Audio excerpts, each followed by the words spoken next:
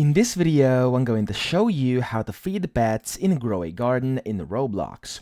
So this is actually quite simple. Once you have some pets, over here as you can see I have a panda, it's very easy to feed it. So first you want to click on the panda and click on feed, or click on any pet really, and after you click on feed, it's gonna tell you what you have to feed it. So basically, if it wants vegetables or fruits, it says you're not holding a fruit, so you first have to get a fruit into your hand so you can basically feed it. Now over here, I'm just gonna put this fruit in my hand, just a strawberry, walk up to the panda, click on it, and then click on feed, and just like that it says fed strawberry to panda for 0.03% hunger.